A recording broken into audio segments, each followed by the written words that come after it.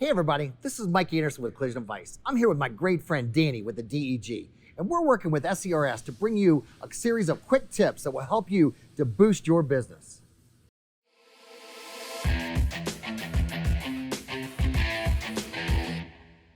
Okay, let's talk a little bit about parts mirror matching. Now look, I could go all day on this, but we want to keep this down to a quick tip. So here are a couple quick tips. Number one, when it comes to parts mirror matching, I always want to separate my broken from my non-broken parts. I've also found out that the ratio, if you're only placing damaged parts on the parts cards, the ratio is 1 to 3. For every 3 cars you do a month, you're going to need 1 parts card. Again, I like to put my non-broken parts in parts tubs. We'll talk about that another day. Now, when we go to receive the parts, what's the first thing we want to do? We want to make sure that we count how many parts are on the delivery truck from the vendor and make sure that many parts are on our invoice. Do those numbers match? Meaning the quantity. The next thing we're going to do is, once we unload the parts, we're going to verify the part numbers. Does the part number on the invoice match the part number on the box?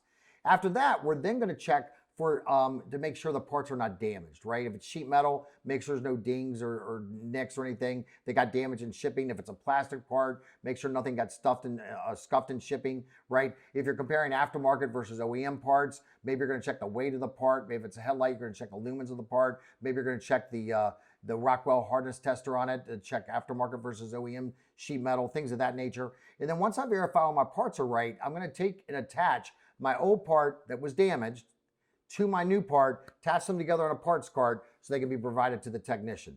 So again, Danny, let me ask you a question. You worked as a technician, you worked as a repair planner. What are your thoughts on parts mirror matching? It's a great question, Mike. And as a technician, there's nothing more frustrating than getting the wrong part, especially when you're working on the vehicle.